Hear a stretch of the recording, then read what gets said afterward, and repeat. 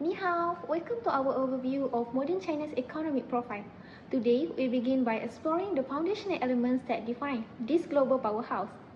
Geographically, China is located in East Asia, occupying a vast portion of the Asian landmass and bordering the Pacific Ocean to its east. Its economic operations are conducted using the official currency, the Chinese yuan renminbi, which is under the regulation of the People's Bank of China.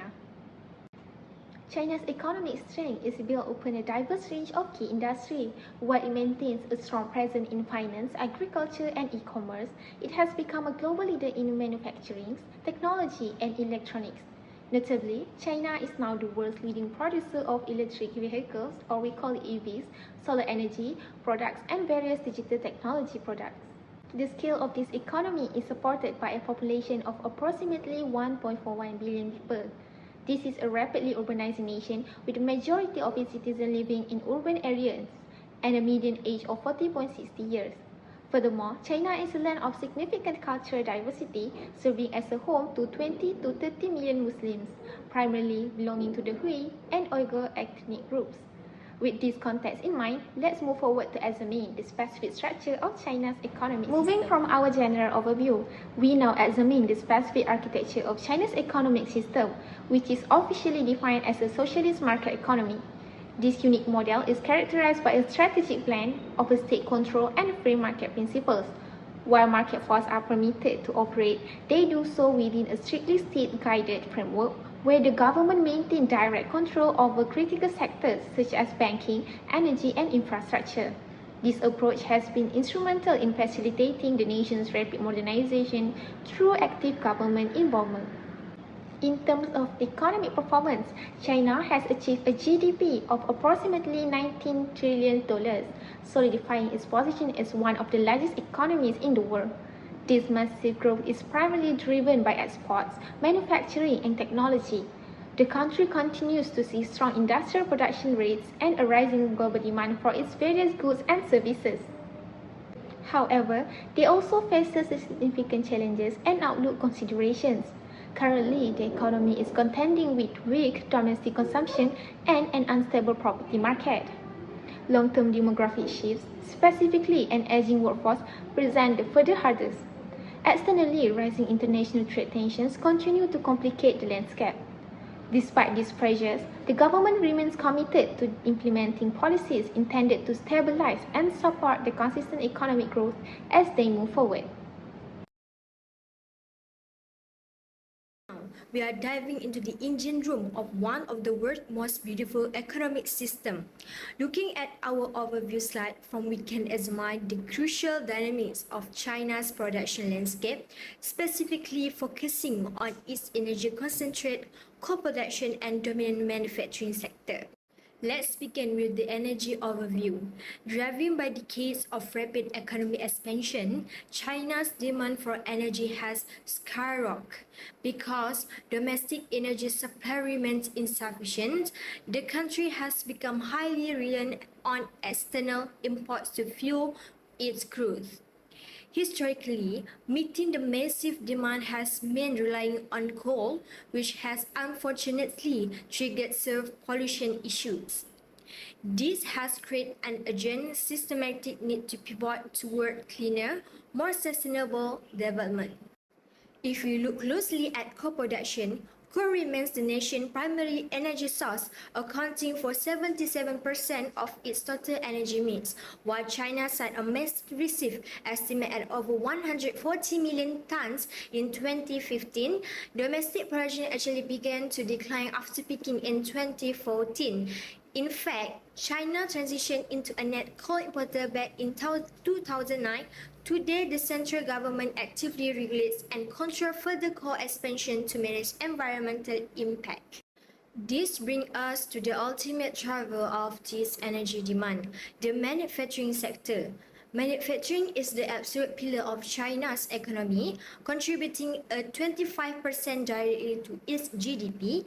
On a global scale, China is the largest manufacturing nation, producing 30% of the entire world's manufacturing value added. This apparel industrial strength is sustained by strong foreign direct investment, an incredibly skilled workforce, and world-class logistic infrastructure.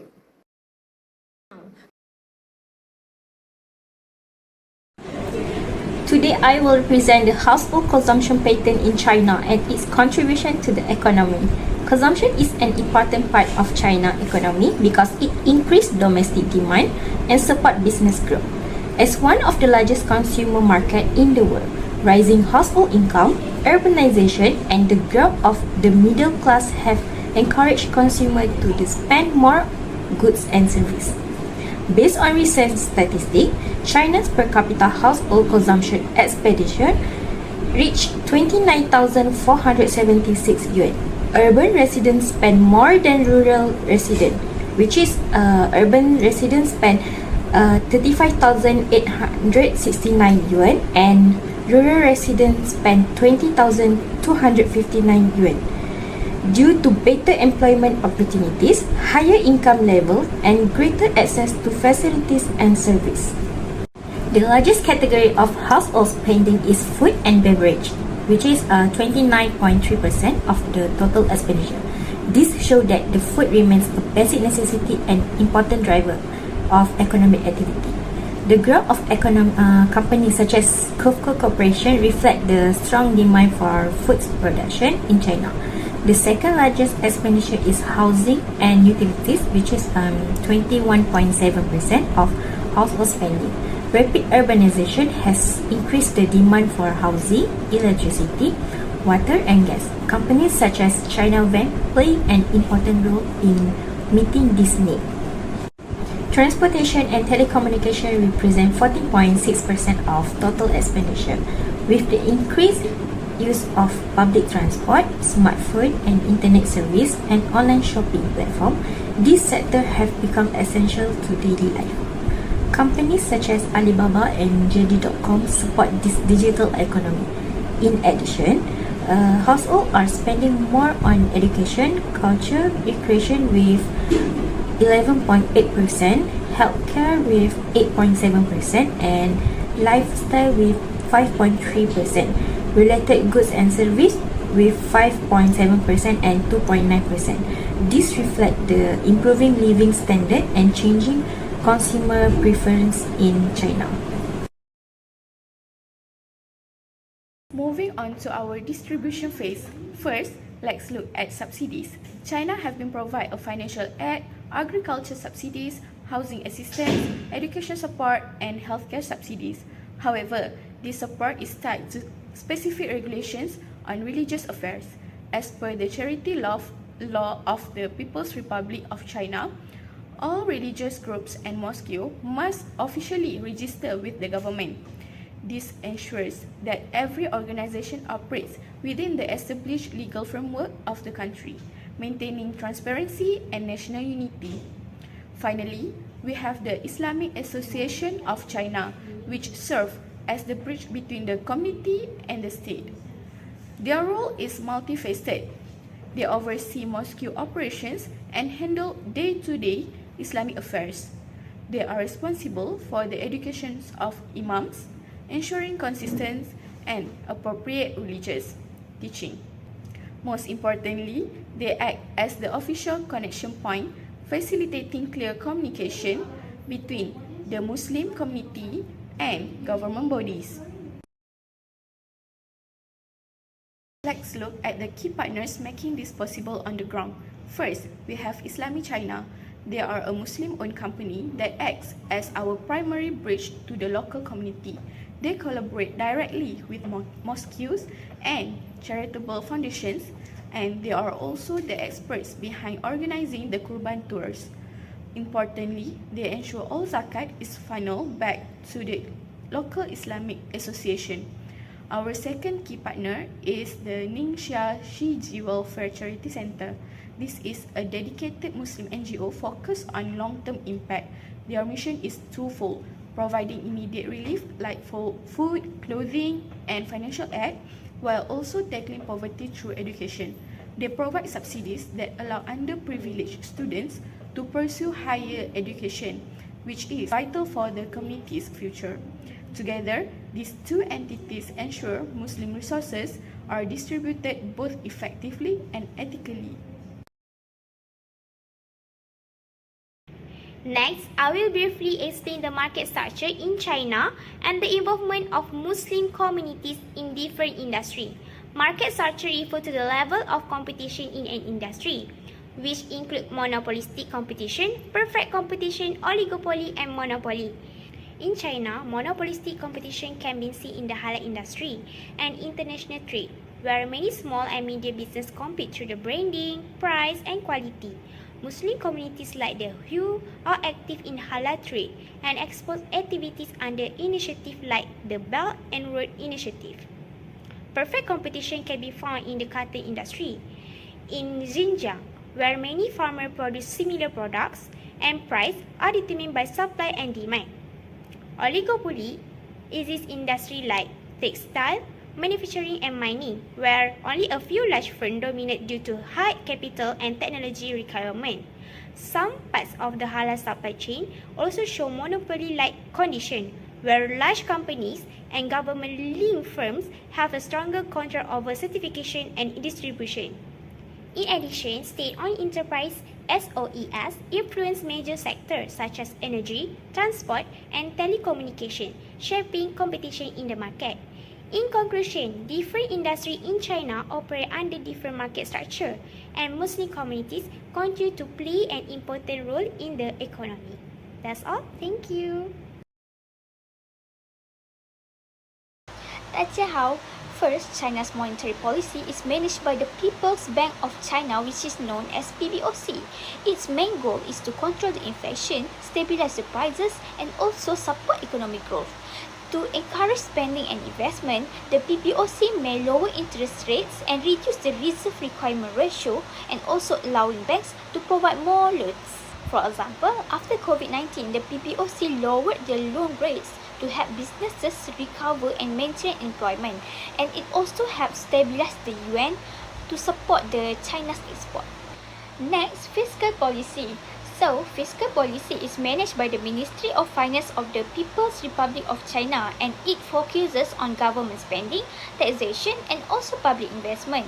China also invests heavily and mostly in infrastructures such as railways, highways, and also airport. It is because they want to create more jobs and boost economic activities. Not just that, the government also provides tax incentive and also subsidies to industries like technology and electric vehicles. As example, during COVID-19, China increased public spending and provide financial asset to businesses and citizens. So, it's clear that both monetary and fiscal policy are important in supporting China's economic growth and financial stability. To wrap things up, let's look at the big picture of China's economy as shown here. At its core, China operates as a socialist market economy. This means it uniquely combines strategic government control with dynamic market activities, driving massive industrial development and strong economic growth. From the macroeconomic perspective, if we zoom out of the macroeconomic perspective, this growth is carefully balanced through two main levers. First, the monetary policy managed by the People's Bank of China, and second, aggressive fiscal policy heavily driven by government spending and target subsidies. Together, these forces work to maintain stability while keeping the economic engine, the microeconomic perspective. Now, looking at the microeconomic perspective, what actually feeling this on the ground? Manufacturing and technology stand out as the key backbone industry, but Equally important is the individual consumer. Rising consumer spending is a massive growth driver, especially in core sectors like food, housing, education, and healthcare. So, by balancing top-down state guidance with bottom-up consumer and industrial demand, China maintained a highly resilient economic So based framework. on the report, what recommendation that I could give is the first one is China should increase domestic demand by encouraging consumer spending because it can support more stable economic growth. Secondly, China should also invest in high-tech industry and also renewable energy such as AI and also more electric vehicles because it can create more jobs and improve competitiveness. Next, the government also needs to manage debt and financial risk in the property sector while maintaining stable monetary policies. By improving social welfare, education, healthcare, and the taxation also can help reduce inequality and support long-term economic growth.